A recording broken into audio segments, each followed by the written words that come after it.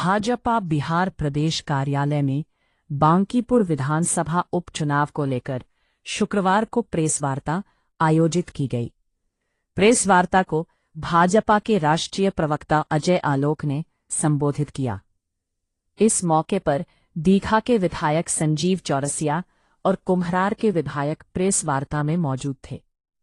Press वार्ता में अजय आलोक ने दावा किया कि भाजपा बांकीपुर उपचुनाव में जीत दर्ज करेगी और इसके लिए उन्होंने बांकीपुर की जनता का आभार जताया। उन्होंने आरोप लगाया कि पूरे चुनाव के दौरान राष्ट्रीय जनता दल राजद और जन सुराज के बीच साइलेंट अंडरस्टैंडिंग रही। उनका कहना था कि तेजस्वी प्रसाद यादव चुनाव प्रचार में सक्रिय नहीं दिखे और प्रशांत किशोर ने भी अपने चुनाव प्रचार के दौरान राजद पर कोई हमला नहीं बोला। अजय आलोक ने प्रशांत किशोर पर निशाना साधते हुए आरोप लगाया कि उन्होंने चुनाव के दौरान अराजकता फैलाने की कोशिश की।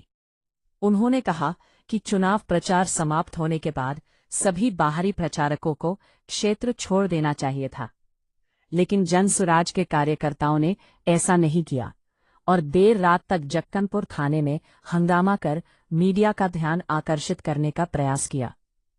उन्होंने यह भी आरोप लगाया कि इस चुनाव में सोशल मीडिया और धनबल का व्यापक इस्तेमाल किया गया। अजय आलोक ने विश्वास जताया कि 3 अगस्त को भाजपा प्रचंड बहुमत से जीत दर्ज करेगी। साथ ही उन्होंने कहा कि चुनाव परिणाम आने के बाद हार का ठीकरा ईवीएम या अन्य कारणों पर फोड़ा जाएगा।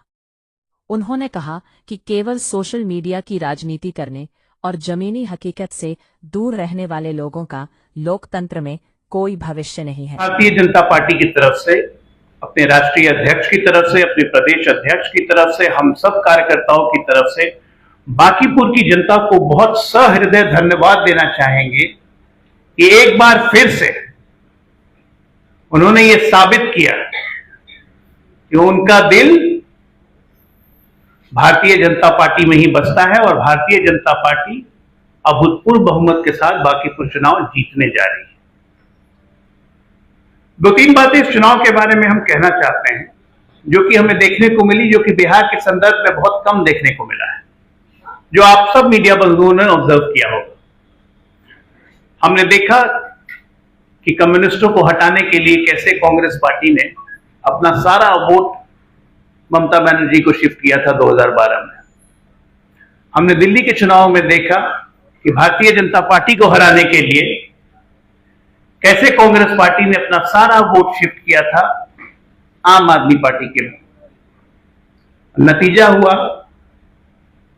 कि कांग्रेस पार्टी पिछले 15 साल से न दिल्ली में है न बंगाल में है। उसी तरह का कुछ नजारा कल जब हमने खुलेआम देखा बूथ पे कि आरजेडी का पोलिंग एजेंट कह रहा है अब कहीं लोगों को जो वोट देने आए, इन्ने नहीं उन्ने, ये उन्ने किन्ने किधर है, ये आप लोग के लिए सोच का विषय है। पूरे चुनाव में हमारे युवराज गायब रहे।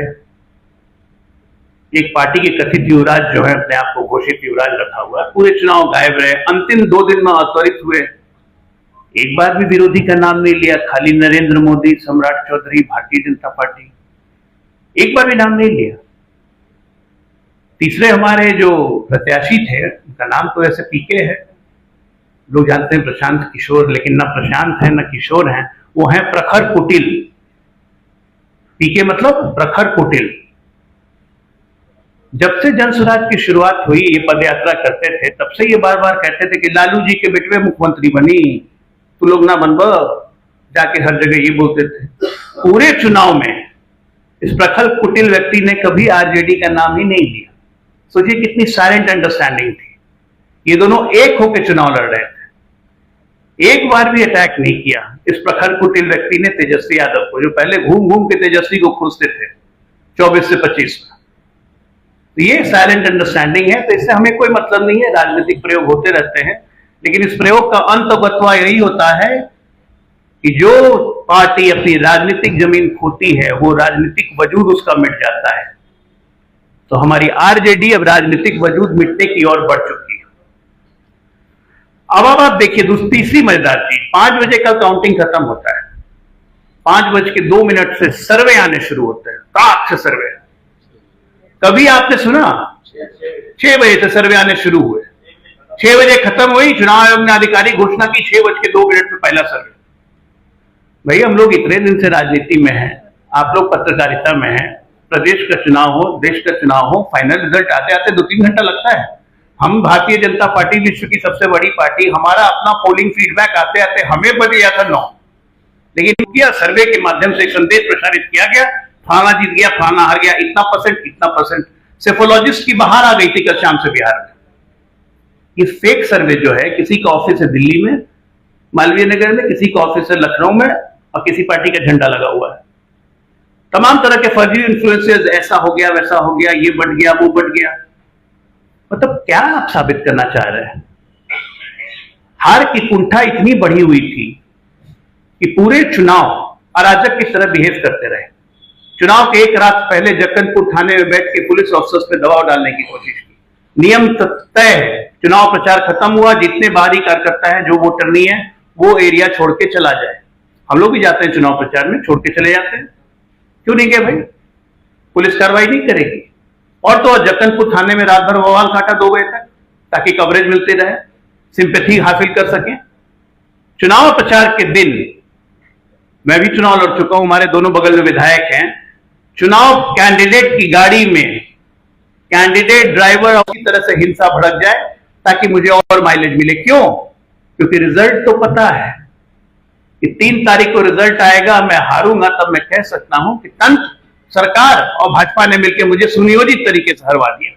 जबकि सच्चाई है कि इस व्यक्ति ने लगातार पूरे चुनाव में, चुनाव के पहले ही इसने एक अराजकता की प्लानिंग की हुई थी।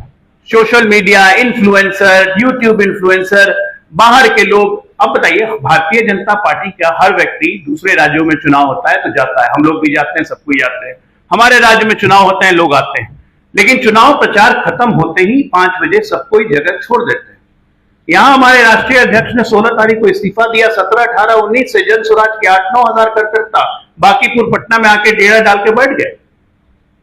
दर्जनों फ्लैट, होटल, अय्याशी, बाकी सब चीज के साथ है, चाहे वो कांग्रेस के नेता हो, चाहे वो आरजेडी के नेता हो, चाहे वो लेफ्ट के नेता हो। हमारे भारतीय जनता पार्टी के कार्यकर्ताओं को प्रलोभन देने की कोशिश की गई, लेकिन हमारे भारतीय जनता पार्टी का कार्यकर्ता टस से मस नहीं हुआ, टस से मस नहीं हुआ। मैं नाम नहीं लेना चाहूंगा कांग्रेस के नेताओं का। सोशल मीडिया पे अच्छे पूर्व गवर्नर, पूर्व मंत्री, अच्छे लोगों के साथ फोटो है प्रखर पोटिल का, तो ये क्या दिखता है? एक साइलेंट अंडरस्टैंडिंग के साथ आरजेडी, कांग्रेस, वाम, माले, सब टोटल आदमी इस व्यक्ति के साथ मिल गया था। ये एक नया प्रयोग किया गया है। सोशल मीडिया का पूर्ण इस्तेमाल, धनबल, बाहुबल का पूर्ण इस्तेमाल जिसको कह सकते हैं, इस प्रखर कुटिल व्यक्ति ने किया। लेकिन नतीजा ढाक के 3 पात, होना कुछ नहीं है। होना है वही, 3 तारीख को भारतीय जनता पार्टी प्रखर बहुमत से जीतेगी। लेकिन ये फिर आदमी कहेगा, ये देखिए संविधान का कत्ल हो गया, भाजपा ने डेमोक्रेसी को हाईजैक कर लिया, चुनाव आयोग बिक गया। अरे चुनाव आयोग को तो कल हम लोग शिकायत दे दे के थक गए कि 3-3, 4-4 गाड़ियों से कैसे कैंडिडेट घूम रहा है। बाहरी व्यक्ति अभी तक क्षेत्र छोड़ के क्यों नहीं गए? भारतीय जनता पार्टी की तरफ से आधिकारिक शिकायत की गई, आरजेडी ने किया नहीं। क्यों करेंगे भाई, उनका काम कर रहा है। तो एक बात मैं बांकीपुर की जनता को कहना चाहूंगा कि सीआर के चक्कर में मत आइए।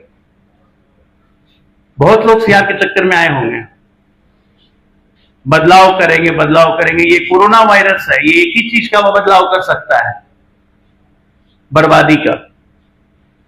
बहुत मुश्किल से बिहार निकला है बर्बादी के रास्ते से बाहर पिछले 20 सालों में, और हम प्रगति के रास्ते पे चले हैं।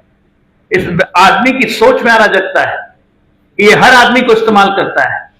आप ही बताइए, भरत तिवारी की मां के साथ इन्होंने क्या किया? इस्तेमाल ही किया ना। क्या सही था ये? बाद में उसका खंडन हुआ। नीतीश जी का वीडियो जो उन्होंने अपील की थी, उसको इसने एआई का वीडियो बता दिया। बाद में जेडीयू के लोगों ने उस पर शिकायत दर्ज की। आइए चुनाव के बाद 3 तारीख के बाद कुकुर मुत्ता की तरह गायब हो जाएंगे ये प्रखर कुटिल साहब। तो मेरी आपसे बस ये दरख्वास्त है, ये जो सोशल मीडिया और ये नेट और ये इन्फ्लुएंसर और ये बाकी लोग के जैसी है जो अपनी राजनीति चलाना चाहते हैं और धरती से दूर है, जिनको जनता से मतलब नहीं है, ऐसे लोगों से सावधान रहने की जरूरत है, क्योंकि बिहार की राजनीति बदलेगी। और वैसे दल जो अपनी प्रासंगिकता खो देंगे 3 तारीख के बाद, उनको लिए मेरे पास कोई सलाह नहीं है। और अंत में बस एक बात कह के बात खत्म करूंगा। ये चुनाव तो हो गया, अगला चुनाव हमारा पंचायत चुनाव है, नगर निकाय का चुनाव है। तो प्रखर कुटिल जी से आग्रह है, करहगढ़ से मुखिया का चुनाव लड़िए। भारतीय जनता पार्टी का एक एक कार्यकर्ता करहगढ़ का आपको 100 रुपया चंदा देगा। धन्यवाद। अगर इस संदर्भ में कोई सवाल है तो इनका क्या सवाल ये है कि क्या अब आप लोग मान रहे हैं कि प्रशांत किशोर दूसरे नंबर पर आएंगे और आपकी टक्कर सीधे प्रशांत किशोर से थी? टक्कर है ही नहीं, टक्कर तो कभी थी ही नहीं है। नंबर 2 पे आएंगे, नंबर 3 पे आएंगे, ये सवाल आपको जाके पूछना चाहिए युवराज से। युवराज साहब आपने वोट ट्रांसफर क्यों करवाया? आपके पोलिंग एजेंट इनने नहीं उनने क्यों कह रहे थे? आप कहां गायब थे पिछले 20 दिनों से? कांग्रेस के नेताओं की फोटो प्रखर कुटिल साहब के साथ क्यों आ रही है? टक्कर उक्कर यहां पे कुछ नहीं था। जिस दिन से चुनाव शुरू हुआ उसी दिन से हम कह रहे थे कि बांकीपुर की जनता के दिल में भाजपा है, तो यहां टक्कर कभी नहीं थी। मैं इसलिए कह रहा हूं कि इनका चेहरा दिखाना जरूरी था। ये प्रखर कुटिल है।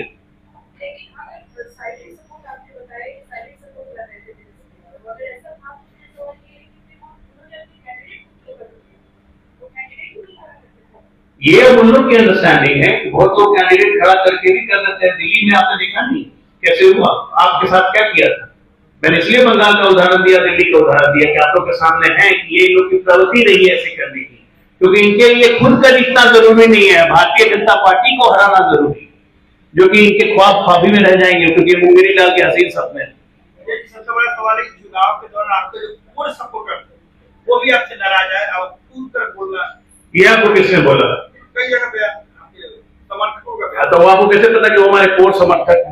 उन्होंने कहा कि हम अभी तक देते आए हैं, ये दावा कर रहे थे। देखिए ऐसे ऐसे बहुत लोग होते हैं अपवाद, अब उसको लेके उस पर क्या बहस करना है? जब रिजल्ट आएगा, हाथ कंगन को आरसी क्या, पढ़े लिखे को फारसी क्या, रिजल्ट आएगा आप लोग भी लिखिएगा, फिर आप लोग लिखिएगा कि भारतीय जनता पार्टी का किला और अभेद्य हो गया, आप ही लोग लिखिएगा। बहुत बहुत धन्यवाद।